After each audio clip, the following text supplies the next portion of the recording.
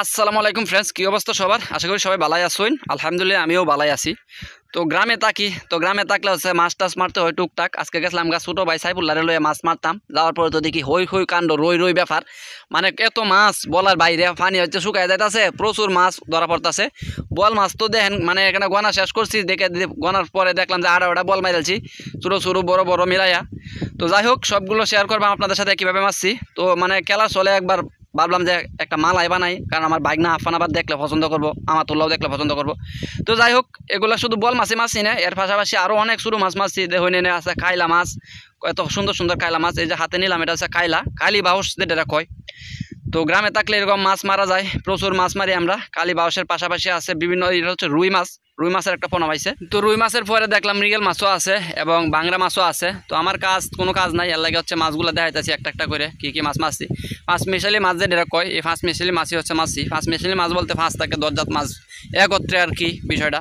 যেমন চান্দা, বৈশা, ইসা, কত হাতের মাছ আছে, গাঁও গ্রামের মাছ, বুঝছেন না?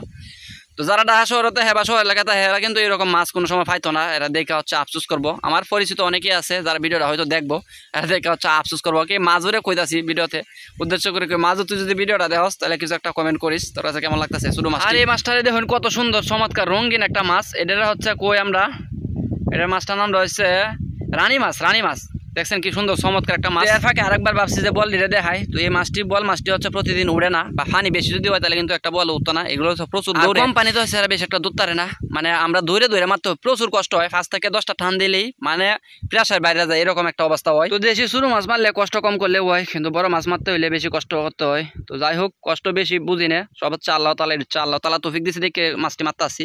প্রতিদিন কিন্তু মাছ মারা যায় না। এবং অবশ্য গতকালকেও মাছ ছিলাম 15 থেকে 16টা মাছ। এখন অনেকে কইতারেন যে ভাই এত ছোটো ছোটো বল দিয়ে মাইরাল দাস হইন। তো এক্ষেত্রে কইয়াম হচ্ছে আপনার বর্তমানে চায়না একটা দুয়ারি বাইর বা চায়না নেট জাল বার হয়েছে, যেটার ভিতরে হচ্ছে শুরু ব্যাংক থেকে শুরু করে সাপ কুচে সব কিছুই মানে ঢুকিয়া পড়ে, কোনো ধরনের মাছই বাদ যায় না। দেখুন এই মাছটা হচ্ছে কেমন বেহা, হয়তো কোনো একটা সমস্যায় বুঝছিল, এর লাগে হচ্ছে এই মাছটা খুবই আকর্ষণীয় কিন্তু দেখা যাচ্ছে ডিজাইনটা।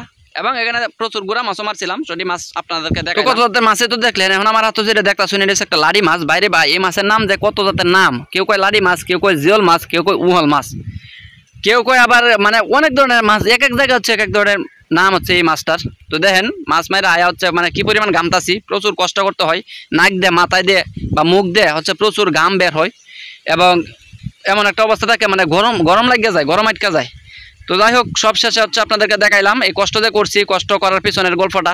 এই যে আমার আঙ্গুলটা হচ্ছে কাটছি শামুকে লাগিয়ে, পচা শামুকে। তো ধন্যবাদ সবাই ভিডিওটি দেখার জন্য। ভালো থাকবেন সবাই, সালাম আলাইকুম।